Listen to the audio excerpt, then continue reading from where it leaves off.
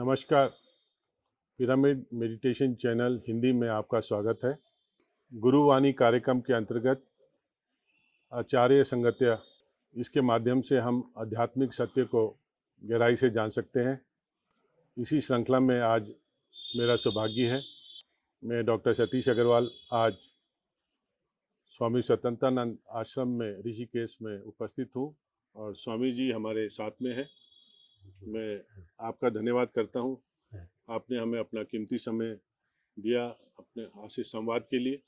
स्वामी जी से अभी वार्ता से पता चला आप 1974 से जयप्रकाश आंदोलन से प्रभावित होकर अपने जीवन को आपने राष्ट्र को समर्पित किया अध्यात्म के माध्यम से, और उसी श्रृंखला में आपने 1990 में ये ऋषिकेश में इस आश्रम की स्थापना करी और आप पिछले 46 ईयर से लगातार ध्यान के माध्यम से विश्व कल्याण के कार्यों में लगे हैं। न केवल भारत बल्कि विश्व के अनेक देशों का आपने भ्रमण किया। देश विदेश से साधकगण इस आश्रम में आते हैं। उसी श्रृंखला में महान गुरु मोजी बाबा भी यहाँ पर प्रतिवर्ष अपना कैंप यहाँ पर लगाते हैं। मेरा भी 2 बार यहाँ आने का सौभाग्य मुझे मिला।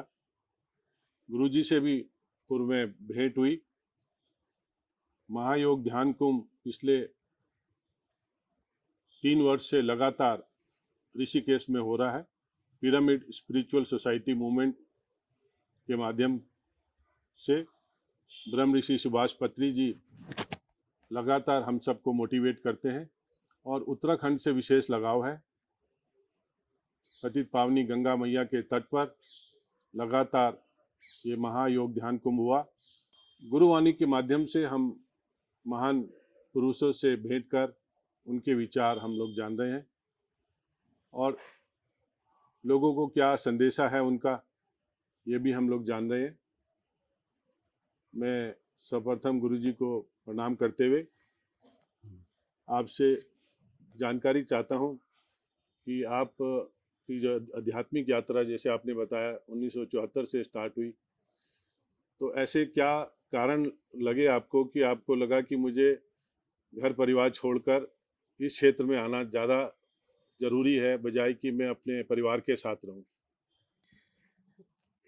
इसमें सतीश जी कोई कारण नहीं थे।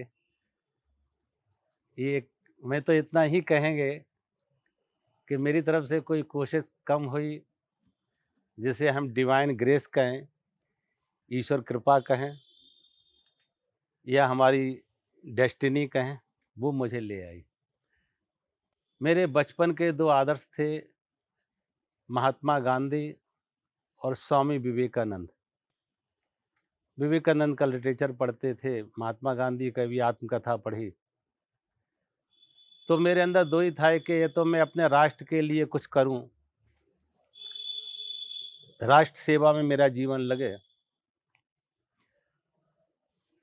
तो 74 में जब आंदोलन खड़ा हुआ जयप्रकाश नारायण जी के नेतृत्व में, तो मुझे ऐसे लगा जैसे इतिहास दोहराया जा रहा। और जयप्रकाश जी की छवि, उनका व्यक्तित्व, उनका जीवन लगभग वैसा ही था जैसा महात्मा गांधी का। तो मैं उनसे प्रभावित होकर उनके साथ लगा कि इतिहास दोहराया जा रहा, मैं भी अपनी सेवा अपने देश के प्रति समर्पित करूं। ये अपना समय, अपनी जवानी राष्ट्र सेवा में लगाऊं। मैं 74-75 में उससे प्रेरित होकर उनके साथ चला गया। 1.5 साल आंदोलन में रहा, पटना और गया की जेलों में रहा। तमाम आज के जो पॉलिटिकल लीडर्स हैं, बहुत सारे हमारे साथ थे। फिर इमरजेंसी आ जाती और संयोग से मैं इमरजेंसी में अंडरग्राउंड रह के भी काम कर रहा था।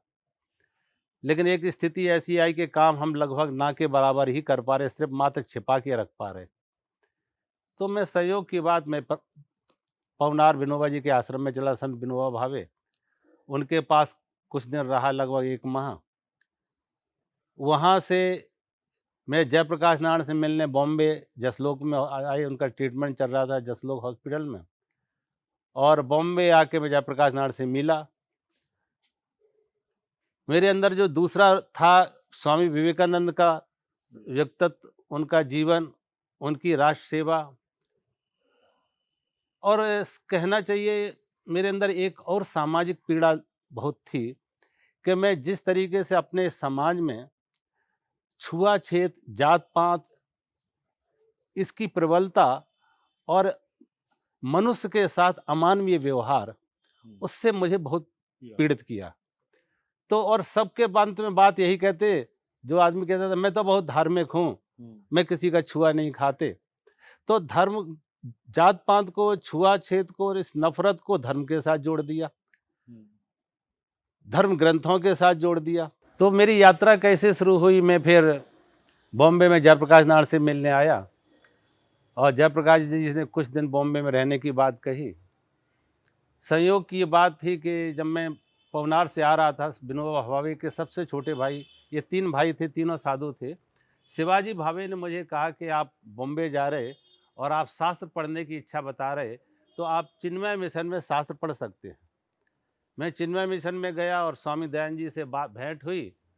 तो शुरू में तो उन्होंने 3 दिन रहने के लिए मुझे कहा, फिर मैंने उस कोर्स को ज्वाइन करने के लिए कहा और उन्होंने मुझे स्वीकार कर लिया, और मैं 76 से 78 तक 2.5 ईयर कोर्स, उपनिषद, गीता, ब्रह्मसूत्र, ये से प्रस्थानत्रयी कहते, 3 साल स्वामी दयानंद जी और स्वामी चिन्मय जी ने चिन्मय मिशन बॉम्बे में हमें पढ़ाया।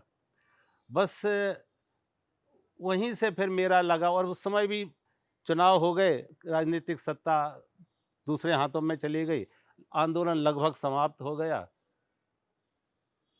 मैं पहली दीक्षा मेरी 78 में हो गया और मैं प्रचार पर आ गया, धर्म प्रचार पर।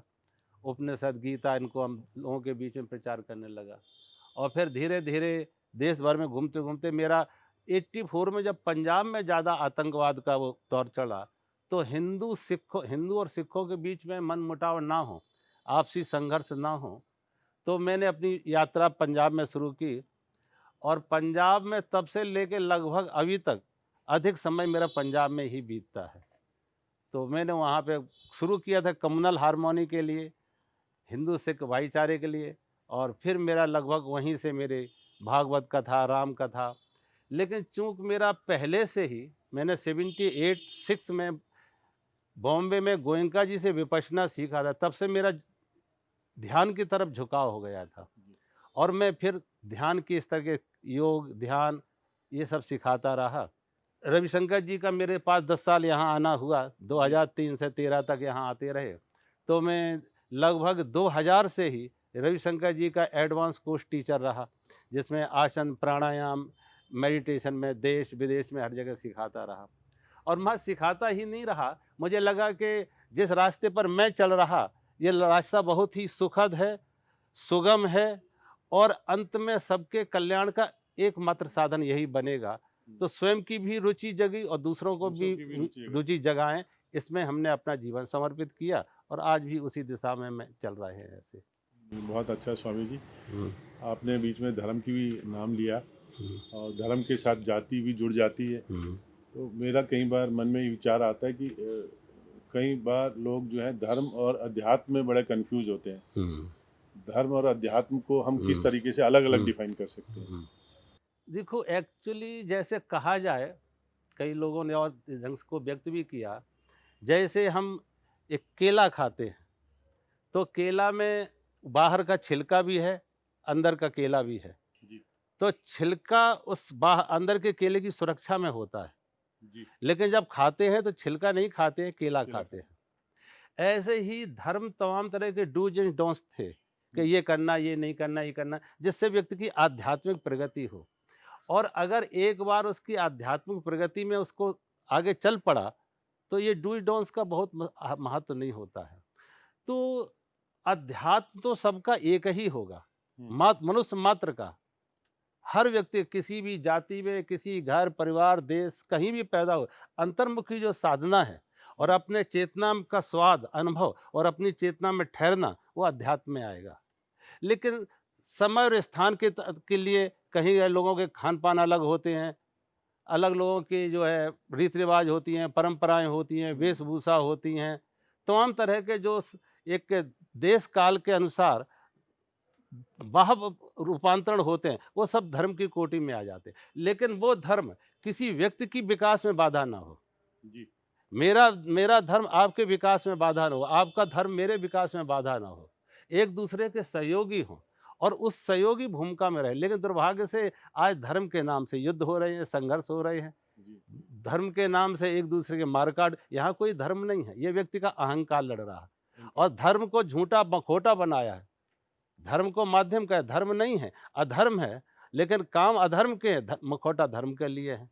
तो धर्म में कहीं भी नफ़रत वाली, द्वेष वाली बातें नहीं है, ऊँच-नीच नहीं है और किसी भी व्यक्ति का, किसी जाति, घर, परिवार में जन्म लेना कोई निर्णय तो नहीं था, कोई चॉइस तो नहीं थी और जन्म लेने मात्र से ही किसी को छोटा कह दिया जाए, किसी को अधिकारी, अनाधिकारी कह दिया है कि आपने इस घर में पैदा नहीं हुए, इस जाति में पैदा नहीं हुए, इसलिए वेद नहीं पढ़ सकते।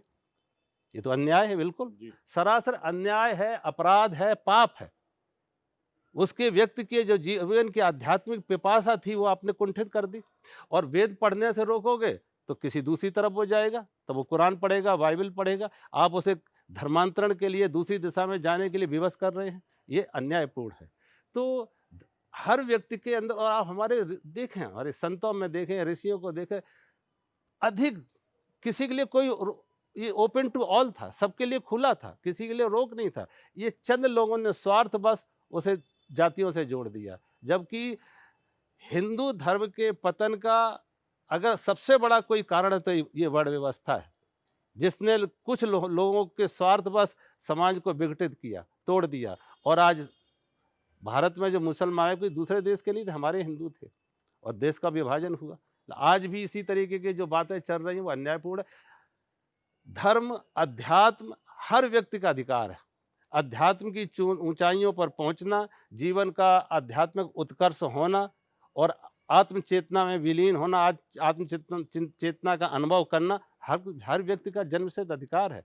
तो इसमें कोई किसी की रुकावट का कोई कारण नहीं है। लेकिन बस यही कि धर्म बहुत मात्र परंपराएं हैं जो आगे जाके छूट जाती है, अपने आप ही छूट जाती है सहज। आप देखो, सब लोगों ने शुरू में इन बातों को पढ़ा, अंत में जैसे जैसे जैसे किसी बच्चे को चलना सिखाना हो, सहारा ले लिया किसी वाकर का, अंत में वाकर छूट जाते हैं। तो ये धर्म जो है अलग अलग हो सकती हैं, परंपराएं अलग अलग हो सकती हैं, इनमें विभिन्नता हो सकती है। नफरत फैलती है और अध्यात्म से प्रेम फैलता है। अध्यात्म तो एक ही है, अलग अलग है ही नहीं। क्योंकि आपकी रात्रि का जो नींद का स्वाद है, स्लीप, डीप स्लीप का, जो आपका है वही हमारा है, वही हिंदू का है, वही मुसलमान का है, वही उस जाति ब्राह्मण का है, वही किसी दलित का है। रात्रि सोने का जो अनुभव है वो एक ही जैसा है। बिस्तर अलग अलग हो सकते हैं, कोठियाँ अलग अलग हो सकते हैं, साधन अलग अलग हो सकते हैं। और साधन अलग अलग हैं तो वो कोई द्वेष या नफरत के कारण नहीं है कि उसके पास ये साधन है तो वो छोटा है, उसके पास वो साधन है तो बड़ा है। ये कोई द्वेष का कारण नहीं है। अगर अब व्यक्ति का जो अहंकार है, लड़ना ही है तो तमाम कारण बना लेगा लड़ने के, कोई ना बहाना। दूसरे के सुख से भी सुखी नहीं है। हाँ, तो वो उसे आध्यात्मिक अनुभव नहीं हुआ, वो खुद दुखी है, इसलिए वो इस तरीके से उसकी पूरी की पूरी यात्रा बहिर्मुखी है, बाहर बार खो रहा है। जो व्यक्ति अंदर में उतर जाता है उसे किसी से ना काहू से दोस्ती, ना काहू से बैर।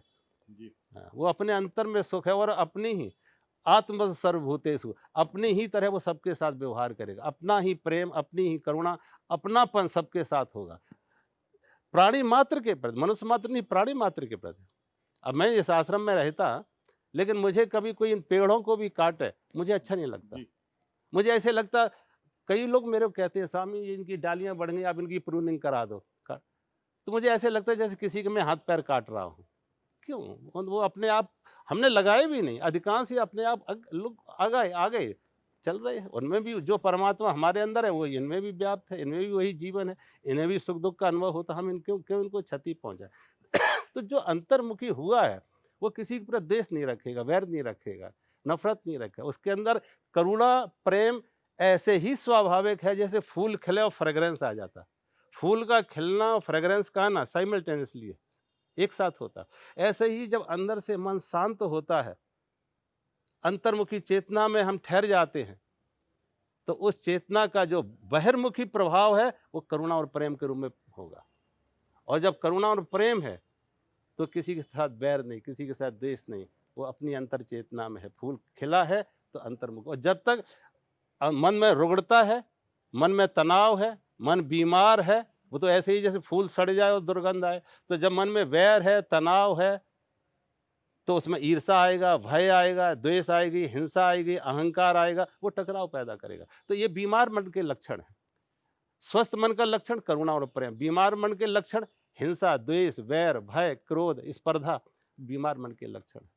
तो अध्यात्म है स्वस्थ मन को स्वस्थ रखना और मन से मुक्त हो जाना, आत्म चेतना में विलीन हो जाना, आत्मा आनंद में बैठ जाना। तो वहाँ पे कोई द्वेष है ना, कोई छोटा नहीं, कोई बड़ा नहीं। गुरुजी, हमारा भारत जो है विश्व गुरु बने इस राह पर कुना है, जैसी परिस्थितियाँ है, लेकिन फिर भी बाधाएं तो बहुत हैं। और जो आध्यात्मिक चेतना सब लोगों में जागरूकता पैदा होनी चाहिए, उसके लिए लगता है एक बहुत बड़ा आंदोलन की ज़रूरत है। तो वो ये आंदोलन हम किस माध्यम से कर सकते हैं? जैसे पिरामिड स्पिरिचुअल सोसाइटी मूवमेंट है, ये इस मूवमेंट के माध्यम से घर घर में ध्यान, घर घर में पिरामिड, और घर घर में जो शाकाहार के ऊपर ये 3 जो बिंदु पत्री जी महाराज ने भी लेके चले हैं, शाकाहार के माध्यम से और पिरामिड निर्माण। जो पिरामिड निर्माण है वो एक वैज्ञानिक आधार लेके चलें कि पिरामिड से हमारे मन में जो है तेजी से विकास होता है, जो हमारे ब्रेन में तेजी से विकास होता है और स्थिरता जल्दी से आती है। तो क्या ऐसे आंदोलन हम लोग में किस तरीके से, जितना जो हमारे आध्यात्मिक गुरुजन हैं उनमें भी एक एकता सी आ जाए, और एक कोई कान इधर से पकड़ता है, कोई कान इधर से पकड़ता है, लेकिन डेस्टिनेशन तो एक ही है, लेकिन वहाँ पर भी कई बार एकता नहीं देखने को मिलती है। और सफ़र हमारा देश करता है उसमें, जो हम विश्व गुरु की राह में बनने के लिए चाहते हैं। आप ये देखें, भगवान बुद्ध के समय में ये सब तरह की कुरीतियाँ थीं। लोग एक दूसरे से झगड़े में थे, द्वेष में थे, हिंसा में थे, लेकिन भगवान बुद्ध खड़े हुए और उन्होंने जो अनुभव अपने अंदर पाया, अपनी चेतना में उतर के, समाधि का, ध्यान का, वो लोगों को बांटने लगे, और जो उससे जुड़ते गए, जिन्हें वो स्वाद मिलते गए, उनके जीवन बदलता गया। तो मुख्य रूप से ध्यान को भी एक क्रांतिकारी अभियान बना दें जी। एक कैंपेन बना दें, और जहाँ जहाँ तक ये पहुँचेगा उनके जीवन बदलते जाएंगे। और ये एक ऐसा माँ है जो सभी को जोड़ रहा। मान लीजिए जैसे हम आप ब्रेथ को वाच कर रहे हैं, अपनी सांस को देख रहे हैं। अब ब्रेथ क्या हिंदू है या मुसलमान है, छोटी जाति की, बड़ी जाति की, कोई अलग अलग है, हर व्यक्ति अपनी अपनी ब्रेथ वाच कर रहा है। और चेतना न हिंदू की है, न मुसलमान की है, न बड़ी जाति है, न कोई दलित, न ब्राह्मण है, न कोई दलित है। चेतना तो चेतना है, उसे कोई रूप नाम नहीं दे सकते। तो उसी तरीके जो चेतना के अनुभव में जाते हैं, आत्म आनंद के अनुभव में जाते हैं, अंतर्मुखी होते हैं, वहाँ सारे द्वेष मिट जाते हैं, सारे वैर अपने सहज मिट जाते हैं, अनुभव से मिट जाते हैं। लेकिन आज एक और दुर्भाग्य, धर्म जो इस तरीके से लोग जी रहे हैं, जो खुद अपने अनुभव में है, वो अनुभव से जी रहे हैं, वो लोगों के लिए ज़्यादा, वो कहते हैं एग्जाम्पल इज बेटर देन प्रिसिप्ट। तो अगर हम अपने जीवन में धारण किया है, उस अनुभव को जी रहे हैं। एक आदमी ने मीठा खाया नहीं, मीठे के ऊपर भाषण दे रहा।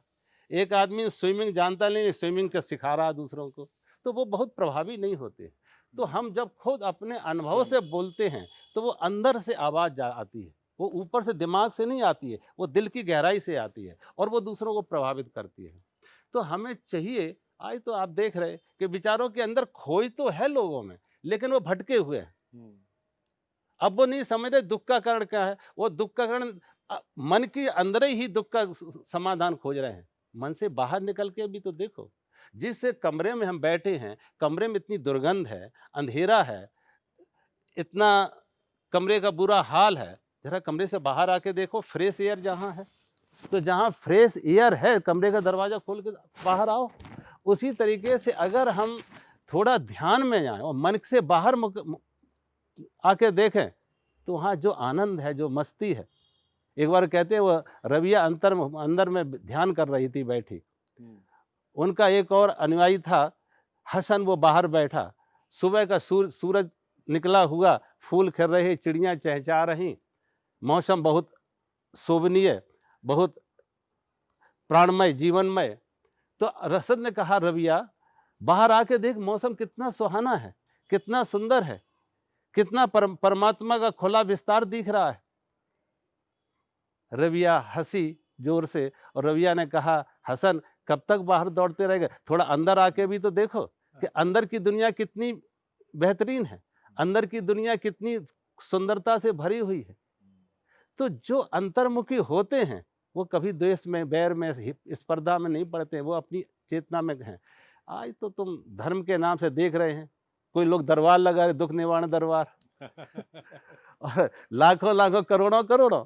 अभी हम देखा इसे, ये लॉकडाउन में लोग घरों में बैठे थे, तमाम लोग आज के कथावाचक जी। वो कह रहे हैं हम यहाँ पे गौशाला बना रहे हैं, हम कह रहे हैं वृद्धाश्रम बना रहे हैं, हम ये कर रहे हैं, कहीं कुछ नहीं कर रहे हैं, लाखों लाखों चैनलों को दे रहे हैं, करोड़ों करोड़ों कमा रहे हैं।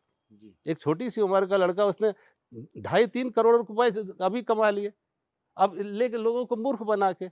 लेकिन वो पैसा तो आ जाएगा, वो पैसा शॉर्ट टर्म गेन है। हाँ, शॉर्ट टर्म गेन है। वो शॉर्ट टर्म। उस बेचारे को पता ही नहीं है वो पा क्या रहा, वो हीरा गमा के पत्थर इकट्ठे कर रहा है, अपनी आत्म शांति गमा रहा है। और देखो, हम किसको धोखा देंगे? परमात्मा हमसे धोखे में आएगा और हम स्वयं को धोखा दे पाएंगे? किसे दे रहे हैं? जो उसे अंदर, लेकिन वो बेचारे अंदर का कुछ सुख जाने ही नहीं, अंदर की शांति जाने नहीं, अंदर आत्मा का अनुभव के कुछ जाने ही, उधर एक कदम उठाए ही नहीं।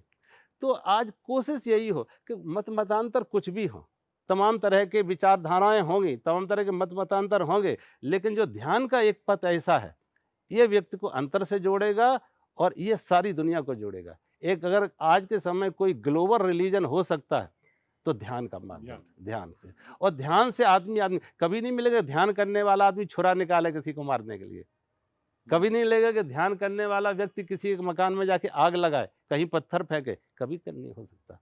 ये वही है जिनको अंदर के ध्यान का स्वाद नहीं मिला है, ये बेचारे भटक रहे हैं। इन्होंने धर्म को भी एक साधन बना रखा है अपने बाह्य ऐश्वर्य के, बाहर की दुनिया के संग्रह का। डर दिखा के भी गुरुजी करते हैं ना सब लोग। हाँ, जैसे अभी एक समाज में बहुत अपराध बढ़ रहा है, खासकर जो यंगर जनरेशन में है, स्कूलों में है, और आजकल तो जैसे कोई हाथरस में कांड हो रहा है, कहीं राजस्थान में कांड हो रहा है, इस तरीके से। तो ये बच्चों में वो संस्कार हम पहले तो गुरुकुल में जाते थे बच्चे, त्रेता युग में भगवान राम के टाइम पे भी सब गुरुकुल में जाके सारे संस्कार पाते थे। अब तो रेजिडेंशियल स्कूल है, वहाँ तो वो संस्कार मिलते नहीं हैं, कोई वहाँ पर कोई ड्रग्स का भी शिकार हो जाते हैं, तो प्रॉपर पेरेंटिंग भी नहीं हो पा रही है।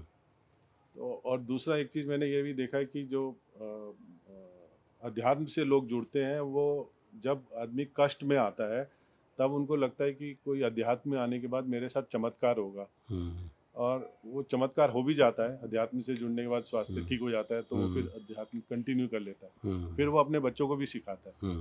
तो ऐसा कुछ सिस्टम होना चाहिए कि जैसे वो दोहा है कि दुख में सुमरिन सब करे, सुख में करे ना कोई। अगर हम नॉर्मल लाइफ में भी अगर हम ध्यान अगर अभी से बच्चों में संस्कार डालना शुरू कर दें, तो समाज जो है एक अपराधहीन बनेगा डेफिनेटली।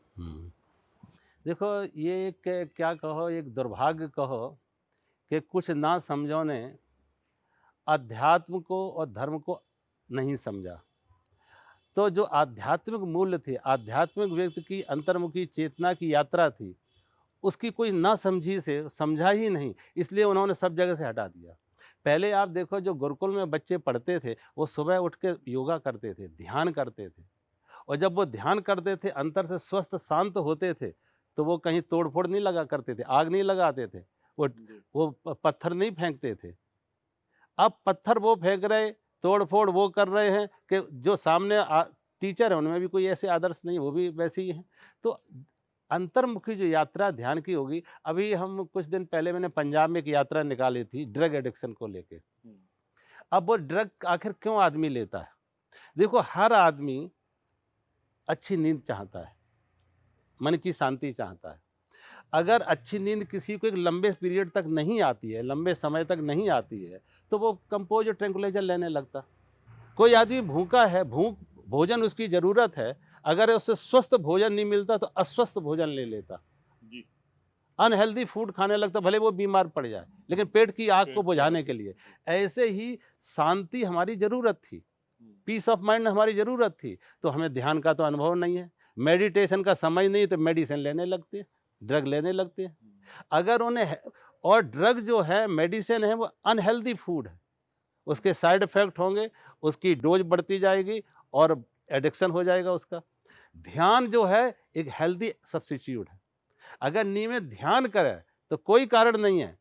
अभी पिछले दिनों मैं साउथ अफ्रीका में था मेरे कार्यक्रम में, वहाँ बहुत से बच्चे, लगभग 100 बच्चे ऐसे थे जो ड्रग एडिक्टेड थे और उनका ड्रग एडिक्शन छूट गया जब वो नियमित ध्यान करने लगे। तो नियमित ध्यान अगर व्यक्ति करने लगा, स्कूल कॉलेज में कंपल्सरी किया जाए, जी। स्कूल में कॉलेजों में कंपल्सरी किया जाए कि आधा घंटे ध्यान करें। ध्यान। एक ऐसा वहाँ पे साइलेंस रूम हो, मेडिटेशन हॉल हो, जहाँ सिर्फ पूरा साइलेंस और सिर्फ ध्यान करने के लिए नियमित 1 दिन 2 दिन नियमित जाता रहे, तो हर व्यक्ति के जीवन में एक बड़ा ट्रांसफॉर्मेशन आएगा, बड़ा रूपांतरण आएगा ध्यान के माध्यम से। लेकिन तमाम तरह के इन रीति रिवाज परंपराओं से कुछ नहीं, तो ये सब ऊपर ऊपर के हैं। भूख पेट में है लेकिन रोटी को शरीर पर हम चुपड़ रहे हैं। प्यास हमारे अंदर है लेकिन पानी शब्द को रट रहे हैं। पानी शब्द को रटने से प्यास नहीं बुझती है और रोटी शब्द को दोहराने से भूख नहीं मिटती है। रोटी खाने पड़ती है, पानी पीने पड़ता है। ऐसे ही धर्म शब्द शब्दों में नहीं है। उस धर्म, ये शब्द, ये मूर्तियाँ, ये ग्रंथ, ये इशारे थे, लेकिन उन प्रतीकों को हमने पकड़ लिया। अंगुली ने इशारा किया था चांद उधर है, लेकिन अंगुली को पकड़ लिया, चांद को देखना भूल गए। अगर चांद को देखना तो अंगुली से नहीं, एक इशारा के उस दिशा में आगे जाते। तो हमने शब्द पकड़ लिए और शब्द दोहराने लगे और शब्दों को हमने धर्म मान लिया। जीवन की अंतिम उपासना साधना यही मान ली। उससे नहीं, वो सब चाहे वो उपनिषद के मंत्र हों, चाहे गीता का हो, चाहे बाइबल हो, चाहे कुरान हो, उससे कुछ लाभ नहीं होगा। अंतर्मुखी साधना में जो इशारे जिधर किए गए, वो उस इशारे में अगर आप उतरोगे तो एक ही अनुभव में पहुंचोगे। आप, कोई आदमी 4 दिशाओं से दिल्ली जा रहा है, अब हर जगह लिखा है 70 kilometre, 80 kilometre, 100 kilometre Delhi direction, लेकिन अगर कोई मील के पत्थर को पकड़ के बैठ जाए तो नहीं पहुंचेगा। और अगर अपनी अपनी दिशा से जहां जहां से इशारे हो रहे हैं उसी दिशा पे आगे बढ़ता जाए तो उस जगह पहुंच जाएगा, गंतव्य पे पहुंच जाएगा, अपने लक्ष्य पे, डेस्टिनेशन पहुंच जाएगा। तो हम यात्रा नहीं करते हैं, उन प्रतीकों को पूजने लगते हैं और प्रतीक कहीं पहुंचाते नहीं हैं। प्रतीक मुर्दे हैं। जहाँ जीवन था उस यात्रा, हम यात्रा की समय का पीड़ा लेना नहीं चाहते। और ध्यान, मुझे लगता है जब कोई मुझे कहता है ध्यान कैसे, अरे कहाँ कुछ करना है, लेकिन चूंकि हमारे मन का अभ्यास करने का हो गया है, करने का, बिना किए ये मन रहता नहीं है, तो हमें अड़चन होती है। अब ध्यान का अर्थ है ड्रॉपिंग ऑल द डूइंग्स, कुछ नहीं करना, शरीर के स्तर से कुछ नहीं करना, मन के स्तर से कुछ नहीं करना, शरीर का विश्राम, मन का भी विश्राम, निर्विचार अवस्था, सिर्फ चेतना बन ठहरी रहे, चेतना का ठहराव हो जाए। अब उस चेतना को ठहरा के रखना और विचारों के बादलों से बाहर निकलना लोगों को कठिन लगता। अब वो धीरे धीरे अभ्यास से आएगा। एक हो सकता है 10 मिनट सेकंड के लिए हमारा मन रुके, 20 सेकंड रुके, 50 सेकंड रखे, 1 मिनट रुके, 2 मिनट रुके, धीरे धीरे एक विचार चला गया, दूसरा विचार अभी नहीं आया। Silence between two thought, gap between two thought, धीरे धीरे ये बढ़ने लगेगा। हाँ, और ये उतनी देर तक ये साइलेंस रहेगी जब तक हमारी चेतना फोकस है, चेतना में ठहराव है। तो धीरे धीरे चेतना का विकास होगा, निर्विचार अवस्था होगी और जो ये अनुभव होगा, अगर 24 घंटे में ये 5 मिनट के लिए भी ये अनुभव ले लें तो मैं कहते जीवन का बड़ा एक जीवन सफल हो जाएगा, बड़ा जीवन का बड़ा क्रांतिकारी परिवर्तन हो जाएगा। और फिर वो किसी भी जाति का, किसी भी घर पर हो, इंसान तो इंसान है, मूलभूत जरूरतें हम सबकी एक ही हैं। हिंदुस्तान का आदमी हो, पाकिस्तान का हो, जिस धर्म का हो, उस धर्म का हो, सबको अल्टीमेटली सबको पीस ऑफ माइंड चाहिए। बिस्तर चाहे जितने हो, नींद सबको एक जैसी चाहिए। तो हमारी जो मूलभूत आवश्यकताएं हैं, हमारी जो फंडामेंटल नीड्स हैं, वो सबकी एक हैं, पीस ऑफ माइंड सबको चाहिए। और वो तभी है कि अंतर्मुखी यात्रा हो। आज दुर्भाग्य से सारा की सारा धर्म के नाम से, अध्यात्म के नाम से सारी यात्रा बाहर बाहर बाहर बाहर, तो बहिर्मुखी यात्रा में कहीं कुछ नहीं मिलेगा। वो तो मिरेज होंगे लेकिन कहीं प्यास नहीं बुझेगी। दिखेगा कि मृग तृष्णा, दिखेगा जल है लेकिन प्यास नहीं बुझेगी। जब नजदीक पहुंचे, यहाँ नहीं थोड़ा और आगे, यहाँ नहीं थोड़ा, दौड़ते रहो। न धन से मिले वो प्यास बुझेगी, न पद से वो प्यास बुझेगी, न प्रतिष्ठा से, न समाज की किसी भी वस्तु सुख सुविधा से वो प्यास नहीं। वो प्यास बुझेगी अपने अंदर से। जिनकी प्यास बुझी वो पानी अंदर, प्यास अंदर है तो पानी भी अंदर ही से मिलेगा। तो अंदर की खोज नहीं हम कर पा रहे। ये एक बड़ा आज सारी शिक्षा दीक्षा बाहर की है, टेक्नोलॉजी है। टेक्नोलॉजी, विज्ञान ने कहा था सुख शरीर से है, शरीर को सुविधा मिला तो सुख मिलेगा, तो शरीर की सुविधा तो बहुत आ गई लेकिन सुख नहीं मिला। सुविधा आ गई, शांति नहीं आई, बिस्तर आ गए, नींद नहीं आई। तो आज भी हमें धीरे धीरे थोड़ा ब्रेक ना भी लगाएं लेकिन अंतर्मुखी यात्रा के लिए थोड़ी प्रेरणा दें और उसके लिए एक एग्जाम्पल खुद बने। गुरु जी, आजकल एक और चीज़ देखने को मिली है, बहुत सारे आध्यात्मिक गुरुजन भी लोगों को जो है अनुष्ठान कराते हैं या यज्ञ कराते हैं या उनको मेटेरियलिस्टिक गेन के लिए प्रमोट करते हैं कि आपका ये मेटेरियलिस्टिक बेनिफिट होगा, लेकिन मोक्ष की प्राप्ति के लिए कोई प्रेरणा नहीं देता है। वो सिर्फ धन की लाभ के लिए लोग ज़्यादा प्रेरित होते हैं, धन के लाभ में ज़्यादा आकर्षित होते हैं। उस जो भी वो देते हैं, शिक्षा देते हैं, तो धन के लाभ के लिए भागते हैं। जैसे मैं कई लोगों से मिलता हूं तो वो बोलते हैं कि अभी तो हमारे खाने कमाने के दिन है, अभी हम कहाँ से ध्यान में लग जाएं। कई लोग बोलते हैं कि जी मेरे पास समय नहीं है, हम अपना रोजी, मेरे पास खाने को रोटी नहीं है, मैं ध्यान करने बैठ जाऊं। ऐसे लोग से भी मिले। देखो, पहली बात तो ये है कि हर आदमी को शारीरिक स्वास्थ्य चाहिए, मानसिक स्वास्थ्य चाहिए। किसी भी लाइफ के किसी भी क्षेत्र में जाओ, आप चाहे व्यापार में जाएं, आप गवर्नमेंट जॉब में जाएं, आप पॉलिटिशियन बने, कुछ भी करें, शरीर का स्वस्थ होना, मन का स्वस्थ होना जरूरी है। स्वस्थ मन है, स्वस्थ शरीर है तो आप हर दिशा में सफल होंगे। धन कमाने में, पद प्रतिष्ठा कमाने में सफल। तो शरीर और मन का स्वास्थ्य। अब जब शब्द आता है मोक्ष, तो मोक्ष शब्द क्या है? हर व्यक्ति का जाने अनजाने, नोइंगली अननोइंगली, हर व्यक्ति की जीवन की खोज मोक्ष है। और मोक्ष क्या है? मोक्ष संस्कृत की मुझ धातु से बना, जिसका अर्थ है फ्रीडम। फ्रीडम किससे? आजादी किससे? दुखों से। फ्रीडम फ्रॉम द सोरोस, दुख से छुटकारा। अब दुख क्या है? दुख यही है कि अभी तक हमारी समझ ये है कि सुख हमसे बाहर है, वस्तुओं में, व्यक्तियों में। तो वस्तु और व्यक्ति मिले, तो वस्तु और व्यक्ति को पाने के लिए हमें कामना चाहिए, डिजायर चाहिए। जबकि बाहर की सारी खोज यही है कि वस्तु और व्यक्ति हमें मिले, कामना की पूर्ति, कामना की पूर्ति का। और आज तक कामना की पूर्ति से कोई कामना मुक्त हो पाया? जब हमारे पास जितना कम था और बढ़ते, ये तो ऐसा ही असंभव है जैसे कोई आग बुझा रहा है पेट्रोल से। पेट्रोल से कोई आग बुझेगी? ऐसे ही उधर तो तुमने खोज लिया, थोड़ा अंतर्मुखी होकर खोजो, अपने अंदर खोजो। और इसीलिए हमारे शास्त्र ये नहीं कहते हैं कि फुलफिल द डिजायर, इच्छा की पूर्ति नहीं कहते, वो कहते विहाय कामान सर्वान पुमाश्चरत निष्परा निर्ममो निरहंकारा स शांति में गच्छति। शांति किसी मिलती है? जिसने कामनाओं का त्याग कर दिया। इच्छाओं की पूर्ति नहीं, इच्छा मात्र का त्याग। और मैं कहते 24 घंटा छोड़ दो, तुम इच्छा बना, इच्छा का आवरण ओढ़े रहो, इच्छा का बोझ सिर पे रखे रहो, सिर्फ आधा घंटे के लिए इच्छा मुक्त हो जाओ। आधा घंटे के लिए मान लो कि मैं तो मर चुका, मेरी कोई जिम्मेदारी नहीं, मेरी कोई इच्छा नहीं, फ्री फ्रॉम ऑल डिजायर्स। और सिर्फ आधा घंटे अपने अंदर उतर जाओ। इच्छा तो बाहर बाहर खींचेगी, इच्छा का जब त्याग करेंगे तो हम अंतर्मुखी हो पाएंगे। इच्छा है बाहर की, धन की, वस्तु की, व्यक्ति की, पदार्थ की, तो इच्छा तो बाहर खींच रही। अब इच्छा त्याग देंगे तो अंतर्मुखी सहज में हो जाएंगे। अब थोड़ा 10 मिनट 15 मिनट अंदर रुको। ये जो अंदर की कशिश है, ये खिंचाव है, ये व्यक्ति को बाहर से खींच लेगी, ये स्वाद। तो अंत में जाके जिन्हें सुख मिला वो इच्छाओं की पूर्ति से नहीं, इच्छाओं के त्याग से मिला। लेकिन उन विचारों को मालूम ही नहीं है कि सुख अपने अंदर भी कहीं कोई चीज, सुख का दरिया अंदर बह रहा है, सुख का समुद्र कोई अंदर है, सुख का स्रोत कोई अपने अंदर भी है।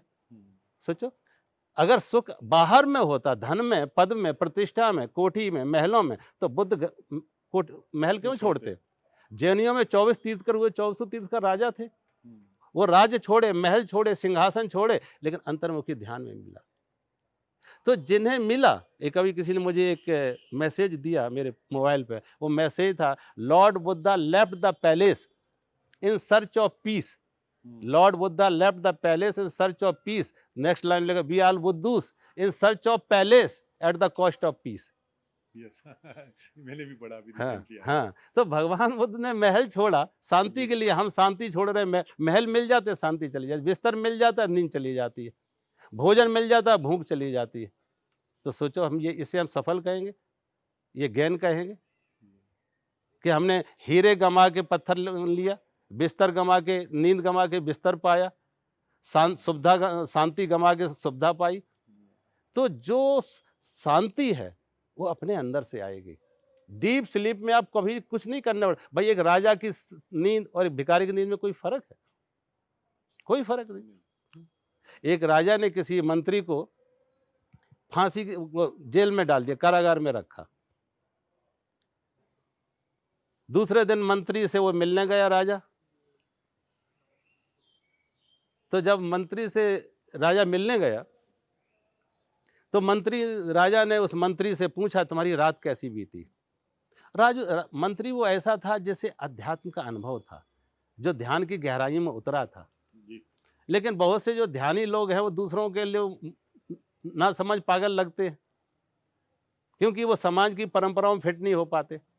तो राजा ने उस अपराध में उस मंत्री को जेल में डाल दिया। दूसरे दिन उस साधु कहो, राजा कहो, मंत्री कहो, उस साधु से मिलने का पूछा तुम्हारी रात कैसी कटी? उस साधु ने कहा मेरी आधी रात तो तुम्हारी जैसी कटी और आधी रात तुमसे भी अच्छी कटी। राजा ने कहा ये कैसे? मैं तो महल में सोया, तुम जेल में सोए। साधु ने कहा मैंने माना तुम्हें महल में नींद आ गई और मुझे जेल में नींद आ गई, और जब नींद आ गई तो कोई फर्क नहीं है जेल में है या महल में है, नींद आ गई तो आ गई, एक जैसी दोनों की। तुम्हें महल में नींद आ गई, हमें जेल में नींद आ गई, एक जैसी नींद। और फिर तुम्हारी आंख खुली, फिर मेरी आंख खुली, मेरी आंख खुली तो मैं सबका मंगल करने, हे परमात्मा सबका मंगल हो, सब स्वस्थ हो, सब सुखी हो, सर्वे भवन्तु सुखिनः सर्वे सन्तु निरामया, सबका कल्याण हो, सब सुखी हो, सबका मंगल हो। हमने सबके प्रति अपनी सद्भावना व्यक्त की, शुभेच्छा व्यक्त की, और तुम्हारी आंख खुली तो तुम सोचने लगे अब किसको लूटना है, किसको जीतना है, किसको हिंसा करनी है, किसको बदला लेना है। तुम्हारे अंदर वैर जगा, क्रोध जगा, भय जगा, ईर्षा जगी, तो तुम्हारी तो आधी रात हमारी तुमसे भी अच्छी बीती। तो आज आप सोचो, नींद में ये नहीं होता कि ये राजा की नींद और भिखारी की नींद अगर आ जाए, और बहुत बार इन महल वालों को नींद नहीं आती, फुटपाथ वालों को नींद आ जाती है, सम्राटों को नींद नहीं आती है, भिखारियों को आ जाती है। तो मुख्य बात है, जीवन का लक्ष्य है पीस ऑफ माइंड, सुख। जब हम कहते हैं सुख और शांति पर्यायवाची है, दो शब्द नहीं है। सुख का अगर हम कहते हैं हम सुखी हैं, देन इसका यही अर्थ है कि I am restful, I am in peace, I am enjoying my peace. तो शांत हैं तो सुखी हैं, और अशांत है तो दुखी है। और अध्यात्म का, ध्यान का सारा विज्ञान है मन की शांति, मन का विज्ञान। मन को शांति कैसे मिले, मन का जो रोग है, तनाव है, इससे मुक्त कैसे, इससे बाहर कैसे निकले। और उसके लिए ये तरह तरह की हमारी कामनाएं, हमारी अपेक्षाएं, धन की अपेक्षा, पद की अपेक्षा, संसार की वस्तुओं की कामनाएं, तो वो हमें बहिर्मुखी कर रही हैं। तो जितनी कुछ समय के लिए अगर हम, फिर इसका अर्थ ये नहीं हम कामना नहीं होगी और कर्म नहीं, कर्म तो करेंगे कामना मुक्त हो। और उसी को गीता में कृष्ण ने कहा कर्म करो लेकिन कामना मुक्त होके। कर्मण्येवाधिकारस्ते माँ फलेषु कदाचन माँ कर्म फल हेतुर्भू माते संगस्त कर्मणि। कहा कर्म करो, फल नहीं। कर्म व्यक्ति से, फल समष्टि से। कर्म वर्तमान में, फल भविष्य में आता है, और जो भविष्य में आता काम ना मालूम कलम हो या ना हो। तो आज अपने शांति को हम कैसे एंजॉय करें। कर्म नहीं थकाता है, कर्म के फल की आकांक्षा थकाती है, वो दुखी करती है, वो बंधन है। तो हम अगर अंतर्मुखी स्वाद मिल गया तो कर्म तो हम तो ऐसे झरेंगे जैसे वृक्ष से पे फूल आते, वृक्ष पे फल आते, वो करने नहीं पड़ते, अपने आप आते। हाँ, जिसके जीवन में ध्यान का स्वाद लगा उसके अंदर से कर्म झर। बुद्ध को बौद्धत्व की उपलब्धि हुई तो जंगल में नहीं बैठे, निकल पड़े बाहर और बांटने लगे, जो उन्होंने पाया वो लोगों को बांटने लगे। कर्म किया लेकिन कोई कामना लेके नहीं, इसलिए नहीं कि उनको कोई धन चाहिए, पद चाहिए, कोई प्रतिष्ठा चाहिए, कोई नेम फेम चाहिए, कुछ नहीं चाहिए। अंदर से जो मिला इतना भर गए कि अब उसकी ओवरफ्लोइंग हो रही है। बुद्ध ने बांटा, कबीर ने बांटा, नानक ने बांटा, फरीद ने बांटा। जिन जिन महापुरुषों को देखो, जिन्हें कुछ मिला वो बांटने के लिए दौड़ पड़े कि बांटो, जो हमने पाया मैं दूसरों को भी शेयर करें। तो आपका जो सेंटर है, जो जहाँ आप ध्यान सिखा रहे, मैं तो कहेंगे कि ये एक ऐसी जगह है जो ये सारी दुनिया को प्रेरणा देगा। और असल में हर सूखे मन को जल यहाँ मिलेगा, हर प्यासे मन को की प्यास यहाँ बुझेगी। कोई भी हो, किसी देश का हो, किसी संप्रदाय का हो, किसी जाति का हो, किसी भाषा का हो, लेकिन जो इस स्वाद में उतरेगा उसकी प्यास बुझेगी और सारा विश्व एक स्वस्थ विश्व बनेगा। जो आज संघर्ष की सीमाओं पर जा रहा है और एक दूसरे के दुश्मन बने खड़े हैं, वो कल एक दूसरे को गले लगा सकते हैं। उसकी पूरी संभावना है अगर ध्यान के मार्ग पर चलते हैं। महाराज जी, जो हमारे कर्माज हैं, कुछ प्रारब्ध के कर्माज होते हैं हमारे। आपने ये सन्यासी का जीवन चूज किया, ये भी हमारे प्रारब्ध के कारण भी हो सकता है। और दूसरा जो है, हमारे जीवन में सडनली परिवर्तन भी आता है।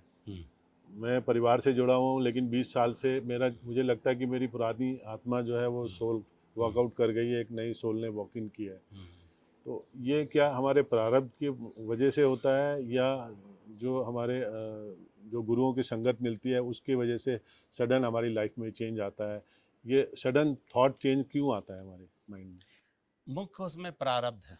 मुख्य प्रारब्ध। हाँ, देखो, खाली गुरु के सानिध्य से अगर किसी का परिवर्तन होता तो जो आते हैं 100% होता।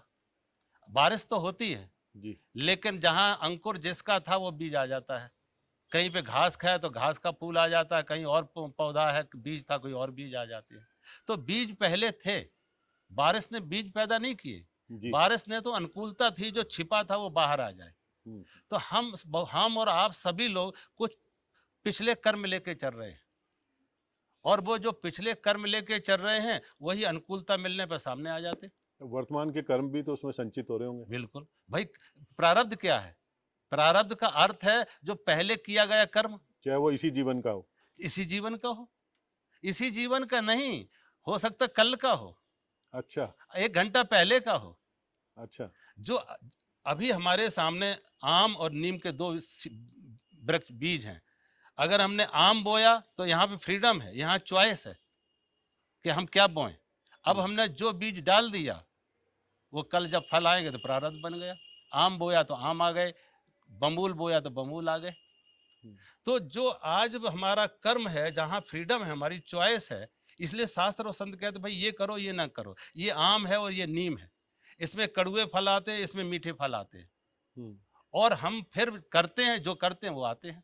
तो हमने जो पहले किया, पिछले जन्म का हो, इस जन्म का हो, जो पहले किया वो अब मिल रहा, और जो अब करेंगे वो आगे मिलेगा। तो ये तो हमारे पुण्य कहो कि पिछले पुण्य थे। तो क्या पाप कर्म डिलीट भी होते हैं या उसको भोगना ही पड़ता है? पाप कर्म में उनकी पोटेंशियलिटी कम हो जाती। जैसे 1 किलो दूध में आपने 10 ग्राम जहर मिला दिया, 15 ग्राम 20 ग्राम जहर मिला दिया, आदमी वो दूध को पिएगा, मर जाएगा। लेकिन अगर आप उसके साथ 2 कुंटल दूध मिला दो तो जहर की जो विषाक्त ताकत थी, मारने की ताकत थी, वो कम होती जाएगी। तो जैसे जैसे हमारे जीवन में शुभ कर्म आते जाते, वो पिछले कर्मों को वो नलिफाई कर देते, वो कम होती जाती। मैं इसको इस तरीके से बोलता हूँ कि अगर बारिश आ रही है तो पुण्य कर्म हमारे हाथ में छाता के रूप में आ जाते हैं। हाँ, वो हमारी सुरक्षा भी करते हैं, सुरक्षा भी करते हैं, और उनकी पैर तो फिर भी भीगते ही है। हाँ, लेकिन उनकी तीव्रता कम हो जाती है। जाने अनजाने कभी हमसे कभी गलत काम हो भी गया, लेकिन हम इतने अच्छे काम कर रहे हैं तो उनकी तीव्रता कम हो जाती है। लेकिन व्यक्ति के मन में जब कोई गलत काम करता है तो उसकी जो चेतना है, मन है, वो उसको रोकता है। लेकिन उसके मन में फिर क्षणिक आता है कि नहीं, अभी तो कोई देख नहीं रहा है, अभी तो मैं चलो कर लेता हूँ, फिर मैं कोई अच्छा काम कर लूँगा, इसको डिलीट कर लूँगा। ऐसे बहुत लोगों के विचार सुने या अनुभव किया है कि ऐसे मन में विचार आते ही आते हैं, और उस समय हम अपने जो मन में अच्छे काम, गलत काम रोकने वाले जो विचार आते हैं उसका कहना नहीं मानते। नहीं, पहले तो मैं एक बात और कहेंगे सतीश जी, आपको अच्छे और बुरे कर्म भी समझने होंगे जी। कि बहुत से परंपराओं ने डाल रखे हैं, जो किसी को अच्छा कह दिया, जबकि न वो अच्छे हैं न बुरे। अच्छा। हाँ, बहुत सी ऐसी बातें हैं परंपराओं में। अब परंपरा ये है कि बुरा कर्म क्या है कि किसी छोटी जाति वाले के घर में तुमने खाना खा लिया तो बड़ा बुरा कर्म कर दिया, एकदम पाप का काम कर दिया। कि किसी जमादार के घर, दलित के घर खाना खा लिया तो पाप का काम कर दिया। क्या ये पाप है? मुझसे कहो, मैं कहीं पाप नहीं, ये पुण्य है। एक दलित को तुमने सम्मान दिया, एक समाज से अपमानित को तुमने सम्मान दिया, उसे सहारा दिया, तो बहुत सी ऐसी बातें हैं जो समाज में धारणा के तौर पे, परंपराओं के तौर पे चल रही हैं, जबकि वो पाप है नहीं। मुख्य पाप का संबंध ये देखो, जो कृत्य हम कर रहे हैं उस कृत्य से जिस सामने वाला व्यक्ति, जिसके लिए जो सीधा उसका भुक्त भोगी होता है, उसे सुख मिला या दुख मिला। अगर उसे सुख मिलता है तो पुण्य है, कुछ भी कोई भी कृत्य हो, कृत्य की कोई महत्व नहीं होता। मुख्य है कि जो आपने किया है उसका परिणाम दूसरे पर क्या हुआ। अगर उसे सुख मिला, उसे प्रसन्नता मिली, तो तो वो पुण्य। पुण्य है। और उसे दुख मिला, परहित सरिस धर्म नहीं भाई, और हम्म, पर पीड़ा सब नहीं अगमाई। गीता, भगवान राम जो रामायण में सीधा गोस्वामी ने कहा है कि परहित है वो धर्म है, और पर पीड़ा है वो अधर्म है। तो कोई भी कृत्य ऐसा हो, वो वहां देख लो कि जो कुछ हम करने जा रहे, क्या अपने सुख के लिए किसी को दुख देने जा रहे, क्या अपने मान के लिए किसी का अपमान करने जा रहे, क्या अपनी रोटी के लिए किसी की रोटी छीनने जा रहे हैं, कि अपनी रोटी पे घी लगे दूसरे की रोटी छीन लें। तो ऐसा कोई कृत्य ना करें जिससे सीधा कोई व्यक्ति प्रभावित हो रहा है और दुखी दुखी हो रहा है, अपमानित हो रहा है, ऐसा कोई कृत्य ना किसी को हो। कष्ट नहीं होना चाहिए कष्ट हमारे नहीं, किसी भी बस। कार्य से। हाँ, उसके पीछे मान्यताएं भूल जाओ कि सामाजिक मान्यताएं क्या कह रही। सामाजिक मान्यताएं तो समय समय में बदलती रहती है। गुरु जी, आश्रम भी गंगा नज़दीकी है यहाँ से, हम्म। तो मैं कभी हरिद्वार आता हूँ या गंगा के पास जाता हूँ, पतित पावनी गंगा, और बोलते हैं कि गंगा में नहाएंगे तो हमारे पाप धुल जाएंगे। क्या हम्म। वाकई में पाप धुलते हैं? ये मेरे मन में बड़ा जिज्ञासा है। और दूसरा, मुझे ऐसा लगता है कि ऐसा बोल के कई बार हम लोगों को मोटिवेट तो नहीं कर रहे हैं कि आप चलो एक पाप करो और गंगा में डुबकी लगाओ, ठीक हो जाएंगे। जैसे मैं कई डायबिटीज़ के मरीजों को सुनता हूँ कि चलो एक रसगुल्ला और खा लेते हैं एक्स्ट्रा, एक गोली एक्स्ट्रा खा लेंगे आज। किसी ने स्वामी विवेकानंद के गुरु रामकृष्ण परमहंस से यही प्रश्न किया, क्या गंगा नहाने से पाप धुल जाते हैं? रामकृष्ण परमहंस ने कहा, हाँ, गंगा नहाने से पाप तो धुल जाते हैं, लेकिन जब तुम गंगा में होते हो तो वो पाप तुम्हें छोड़ के वो सामने जो पेड़ खड़े होते हैं गंगा, उन पे चढ़ जाते हैं। अच्छा। हाँ, उन पे चढ़ जाते हैं। और जब तुम गंगा से बाहर निकल तो फिर तुम्हारे ऊपर आ जाते हैं। हाँ। वो गंगा से डर था, तुमसे तो डर नहीं है, तो गंगा से तो दूर रहे। जब तक तुम गंगा में, जैसे गंगा से बाहर निकले तुम्हें चढ़ गए। तो एक्चुअली ये सब हमारे यहाँ ऐसी बातें थी कि जिन्हें हम के प्रायश्चित के तरीके, कि हमसे कोई गलती हो गई, जाने अनजाने कोई गलती हो गई, तो गंगा नहा के मंदिर में प्रार्थना करके भगवान से कहें, प्रभु अब ऐसी शक्ति दो, ऐसी कृपा करो कि ये गलती हमसे दोबारा ना हो, ये गंगा भूल नहाने हमसे आएंगे तो दोबारा ना हो। अच्छे संगत में हाँ, आएगा। एक अच्छा संकल्प लेके जाए, हम्म, एक अपने किए हुए का प्रायश्चित करके जाए, कन्फेस, जैसे हम्म, बाइबल में कहते हैं कन्फेस, कन्फेस करना। कन्फेस। तो जो हमने किया है उसको तहे दिल से स्वीकार करें, और फिर जीवन में उसकी पुनरावृत्ति ना हो। ना कि हमने एक साधन बना लिया, बहाना, कि हर 6 महीने में पाप करेंगे और 6 महीने में गंगा नहा गंगा लेंगे। नहा लेंगे। ये तो तुमने एक चालाकी गढ़ ली, इससे बात नहीं बनेगी, ये तो तुम्हें भटका देगी और बिगाड़ देगी। तो गंगा को अपने पापों को करते रहने के लिए एक साधन मत बनाइए, बल्कि उस प्रतीक से हम जागें और प्रायश्चित करें कि भाई हमने गंगा नहा लिया, बस अब ये हमसे दोबारा भूल नहीं होगी, अब ऐसी गलती नहीं दोहराएंगे। मंदिर में जाके हम मूर्ति के सामने मत्था टेका, प्रार्थना की, हे परमात्मा मुझे आप ऐसी शक्ति दो कि ये भूल हमसे दोबारा फिर ना आए। तो अंदर एक मन हमारा मजबूत हो, संकल्प शक्ति हमारी मजबूत हो, और फिर उन बुराइयों से हम अपने को हटा सकें। तो वो हमें सहारा देती है। गंगा के प्रति श्रद्धा है तो हमें सहारा मिली, किसी मंदिर मूर्ति के प्रति हमारी श्रद्धा है तो हमें सहारा मिला। ये कहते हैं लंगड़े को लकड़ी का सहारा, तो एक सहारा हमारे मन को मिला संकल्प को मजबूत करने के लिए। लेकिन उसका दुरुपयोग मत हो। प्रायश्चित के तौर पे हम उसे स्वीकार ले लें, लेकिन ये न करें कि हम बुराई करते रहने का लिए एक माध्यम बना लें कि हर 3 महीने में गंगा नहा लेंगे। वो गलत बात है। बस गुरु जी, एक अंतिम प्रश्न है मेरा कि क्या अध्यात्म में, पुनः मैं उस अध्यात्म पे आ रहा हूँ, कि कोई सीक्रेट भी होता है?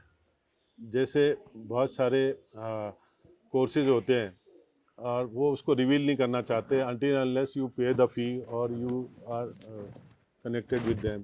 कुछ ऐसे कोर्सेज भी हैं और वो कहते हैं बहुत सीक्रेट है और पब्लिकली हम लोग नहीं बता सकते उसको। कुछ क्रियाएं भी ऐसी होती हैं जो पब्लिकली नहीं बताई जाती है, जबकि ये सर्व सुलभ होना चाहिए। अगर आपके पास कुछ ज्ञान है उसको इजीली बांटना चाहिए सबको, लेकिन उसके लिए एनर्जी एक्सचेंज ही क्यों ज़रूरी होता है? एनर्जी एक्सचेंज के बारे में विशेषकर मेरे माइंड में था कि जिसको कोई दक्षिणा भी बोलते हैं, गुरु दक्षिणा है वो एक अच्छी बात है, लेकिन आजकल ये प्रोफेशन है, एनर्जी एक्सचेंज का बिजनेस है। नहीं, पहली बात तो ये है कि एनर्जी एक्सचेंज होती नहीं है। मैं नहीं जी मानता कोई एनर्जी एक्सचेंज करेंगे। आप ये है कि किसी ने आपको कुछ सिखाया, आपने उसको पैसा दे दिया, वो कोई एनर्जी एक्सचेंज नहीं है। आजकल बहुत लोग क्या कहेंगे, वो कहते हैं ट्रेड सीक्रेट है, हाँ, ट्रेड। ट्रेड सीक्रेट है। तो फिर वो धर्म नहीं, वो ट्रेड है। तो वो चाहते हैं कि हमारी चीज का किसी और वो कोई व्यक्ति इस पे क्लेम ना करे, मेरी मोनोपोली रहे, हम ही हम्म, कमाते रहें। हम्म, तो वो धर्म उनके लिए धर्म नहीं, धर्म उनका एक धंधा है। हम्म, और धंधे के तौर पे वो तुम देख लो आजकल जी हमारे सामने, तो हमारे इस 46 साल के जीवन में कितने अनुभव हैं। जी जी। जिनके पास कुछ नहीं था, आज हजारों हजारों करोड़ उनके पास संपत्ति है, इसी से धर्म के धंधे से उन्होंने इकट्ठा किया है। हम्म, तो धर्म उनके लिए धंधे बन गए हैं। और लोग आगे से आगे लोगों को ट्रेनिंग भी दे रहे हैं, और वो हम्म, ट्रेनिंग क्या है, वो आगे लोगों को एजेंट बना रहे हैं कि तुम जी कमा के लाओ, 80% हमें दो, 20% हम तुम्हें देंगे। अब 20-20 हजार लोग उनको 80-80% दे रहे हैं। सोचो, धन का अंबार लग गया। जो छोटे छोटे जो आश्रम 2-10 कमरों के थे, आज हजार हजार कमरे हैं, आज 100-100 आश्रम उनके देश भर विदेश भर में हैं। तो ये धर्म को जब धंधा बनाओगे तो ये सब चालबाजियां होंगी।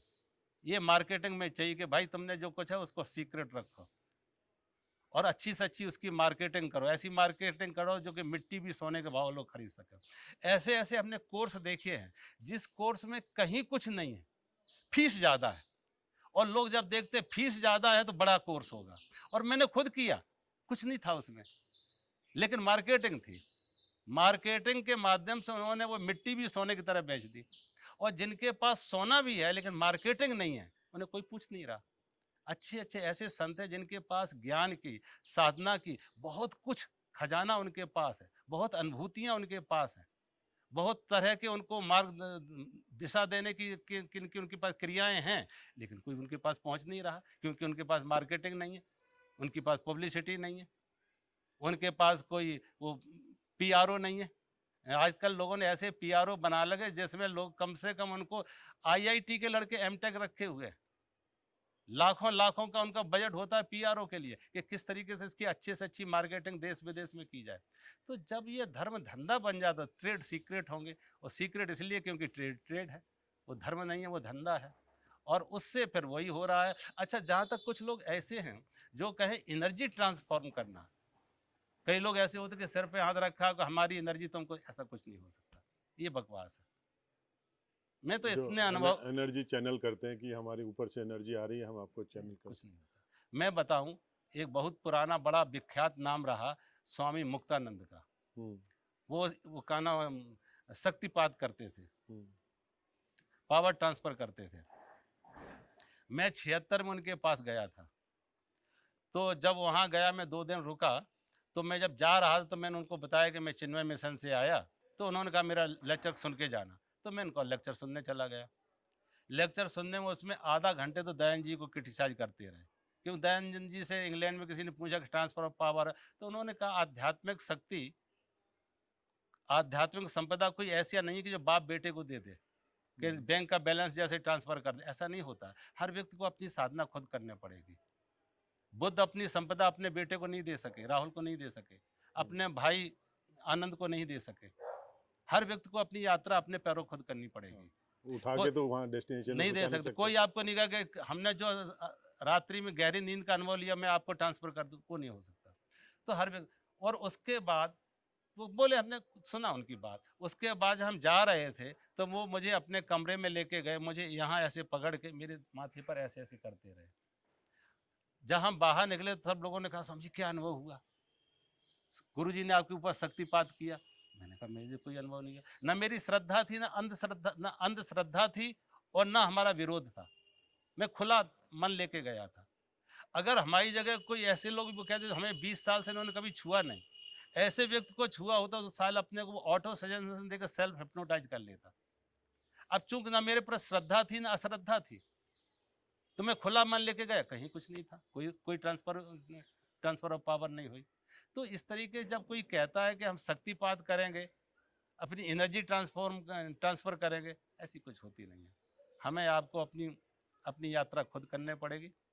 अंतर्मुखी हो या बहिर्मुखी हो, अपनी यात्रा खुद, किसी किसी के कंधे, कोई गुरु अपने शिष्य को कंधे पर बैठा के कहीं नहीं पहुंचा सकता, और ना आज तक कभी भविष्य में हुआ है, पीछे जैसे भूत में हुआ नहीं, आगे संभावना भी नहीं। जैसे हीलर भी हैं आजकल बहुत सारे गुरुजी जो बीमारियां हील करते हैं ना, जैसे रेकी हीलर है या प्राणिक हीलर है, तो वो भी इसी तरह से शक्ति चैनल करके ही हीलिंग करते हैं। तो और मैंने ये भी सुना कि हम लोग भगवान के जो वो क्रिया है उसमें बाधा डाल रहे हैं, हम किसी के प्रारब्ध को डिस्टर्ब कर रहे हैं अगर हम उसको हील कर रहे हैं, ऐसा भी है। देखो सतीश जी, सच्चाई ये है कि ये कोई बातें नहीं है।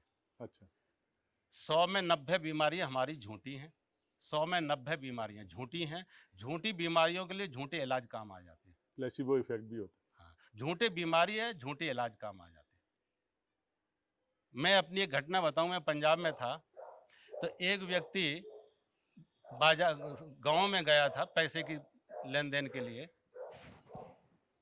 तो वो जब वहां से लौट रहा था तो एक पीपल के पेड़ के नीचे बैठ के वो बाथरूम के लिए बैठ गया। है। उस समय उसने ध्यान नहीं किया, जब खड़ा हुआ तो उसने, तो पीपल का पेड़ है। अब उसके दिमाग में एक मान्यता बैठी थी कि पीपल पर देवता रहते हैं। तो जैसे वो घर आया उसको बुखार हो गया, क्योंकि उसके अंदर ये हो गया कि पीपल पर देवता, और हमने भूल की, हमसे पाप हो गया। घर आया उसको बुखार लग गया। उसकी माँ मेरे पास आई कि स्वामी जी ऐसे ऐसे वो गांव में गया था और गांव से बाहर लौटा, उसको ऐसी भूल हो गई और उस पर तो बुखार आ गया। अब वो डॉक्टर की भी इलाज से नहीं जाएगा बुखार। वो मेरे पास आए, मैंने कहा कोई बात नहीं, पीपल पे देवता रहते, हमने भी बहुत बार देखे हैं आते जाते वहाँ से, तो अब तुमने अपराध तो किया है, इलाज हम करते हैं। तो मैंने उसी के हाथों से भोजपत्र मंगाया, इंद्र जौ मंगाए, कुछ और ज़्यादा से ज़्यादा थोड़ा कॉम्प्लिकेटेड उसको बनाया, और एक ताबीब सी बना के उसको दे दी, और वो ठीक हो गया, बुखार उतर गया। जो शायद डॉक्टर से नहीं उतरता, नहीं हमारी नहीं। दवाई। बीमारी झूठी है तो इलाज भी झूठा ही चाहिए। आज मैं कहेंगे 90% जो बीमारी साइकोसोमेटिक है, तो जो साइकोसोमेटिक बीमारी है वो शरीर बीमार नहीं है, मन बीमार है। मन। मन में किसी तरीके से अंधभक्ति, अंधश्रद्धा है, अब किसी तरीके का वहम है, तो उसकी, अब भूत का ही कुछ नहीं होता है, अब भूत का इलाज क्या, वो भी कोई झूठा ही होगा वहम। तो जी। तमाम जो ये रेकी वेकी जो काम कर रही हैं, ये कहीं कुछ होता नहीं है, लेकिन उसके अंदर एक विश्वास होगा कि इससे हम ठीक हो जाएंगे, इससे हम प्लेसिबो ठीक हो जाएंगे, प्लेसिबो इफेक्ट रहता है। बस इससे हम ठीक हो। अगर उसने मान लिया, अभी हमने कहीं पढ़ रहे थे, प्रयोग किसी ने किया, डॉक्टर ने, उसने क्या काम किया कि 100 मरीजों के ऊपर दवा का इस्तेमाल किया, 100 में 50 को तो प्लेन वाटर दिया, सिर्फ प्लेन वाटर, और 50 को दवा दी, और देखा रिजल्ट बराबर आए। जो दवा से ठीक हुए वो पानी से भी ठीक हुए, क्योंकि वो मान बैठे थे ये पानी नहीं, ये भी दवा है। और डॉक्टर जितनी ज्यादा फीस ले उतना बड़ा डॉक्टर, और जितनी ज्यादा दवा महंगी हो उतनी अच्छी कारगर होगी।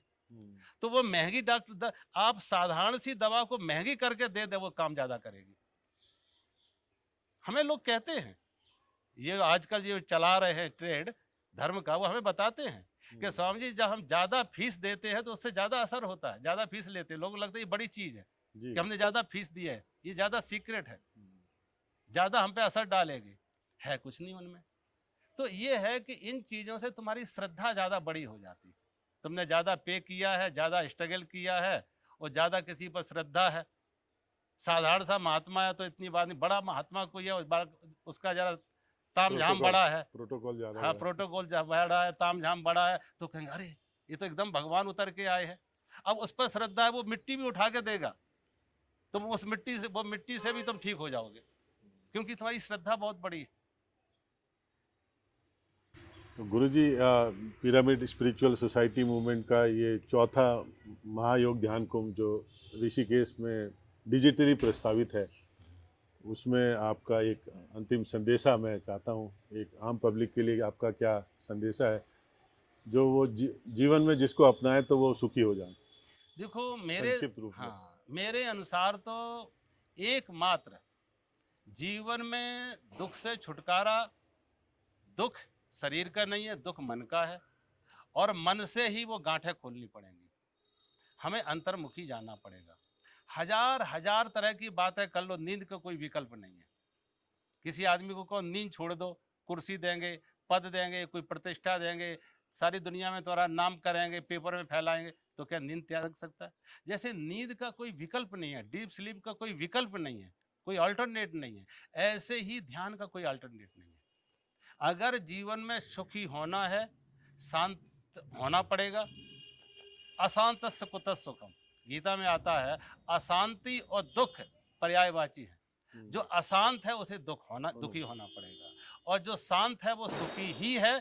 इसलिए शांत होने का उपाय, और शांत होने का सबसे अच्छा उपाय, अब दो ही बातें हैं, मेडिटेशन और मेडिसिन।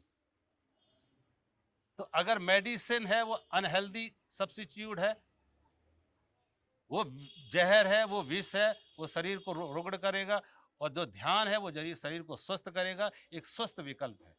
तो ध्यान के अलावा और कोई रास्ता नहीं है जीवन में सुखी होने का, जो हमारे हजारों हजारों साल की परंपरा से आया। बुद्ध से मिला, जितने 24 तीर्थकर हुए जैनियों में उन सब से मिला, भगवान कृष्ण से मिला, भगवान राम से मिला, और सारी की सारी ऋषि परंपरा अंतर्मुखी साधना की ही रही है। तो अंतर्मुखी साधना के लिए ध्यान में उतरना ही दुख से मुक्त का एकमात्र मार्ग है। धन्यवाद गुरुजी, मेरा सौभाग्य रहा आज मेरी खुद की व्यक्तिगत रूप से काफ़ी जिज्ञासाएं शांत हुई, और PSSM का भी मैं धन्यवाद करता हूं कि मुझे ये कार्य निमित्त किया आज गुरुजी से संवाद करने के लिए। और PMC हिंदी चैनल के माध्यम से गुरुवाणी कार्यक्रम था, और हर सप्ताह हम किसी महान पुरुष से संवाद करते हैं, और आपसे पुनः हम लोग मिलते रहेंगे। और ज्ञान की जब भी हमारे मन में कोई नई जिज्ञासा उत्पन्न होगी तो आपसे ज़रूर भेंट करेंगे। और PMC हिंदी चैनल को आप देखते रहिए। अगले सप्ताह हम पुनः आपसे मिलेंगे किसी एक नए महापुरुष के साथ। बहुत बहुत धन्यवाद। बहुत बहुत शुभकामनाएं। परमात्मा आपके इस अभियान में आपको सफलता दें, और जो प्राणी मात्र की सेवा, मनुष्य मात्र की सेवा के लिए आप यह ध्यान का अभियान चला रहे हैं, तो मेरी शुभकामनाएं हैं। और मेरी मान्यता है कि जब इस तरीके सदिच्छा शुभेच्छा लेके हम चलते हैं, तो परमात्मा और इस तरह की दैवीय शक्तियाँ हमारा साथ देती हैं। तो निश्चित ही भविष्य में हमारे लिए भविष्य बहुत सुखद है, और भविष्य हमें एक रोशनी की तरफ लेके जा रहा है। और मेरी शुभकामनाएं है कि आप सफल होंगे, और हम सब का, मैं तो ये नहीं कहेंगे आपका ही है, हम सब इसके सहयोगी बने इस महान अभियान के। तो जहाँ तक मेरी सेवा है, मैं आपके साथ हूँ। ऋषिकेश वैसे भी योग नगरी है, बिल्कुल, और बिल्कुल, बिल्कुल। गुरुजी ब्रह्म ऋषि पितामह पत्री जी ने इसलिए इसको चुना कि ये बिल्कुल, बिल्कुल, ध्यान का कुंभ यहाँ से बिल्कुल, शुरुआत की है। बिल्कुल, बिल्कुल। बहुत बहुत धन्यवाद। कभी आपको यहाँ ज़रूरत हो, मैं आपके साथ हूँ। जी।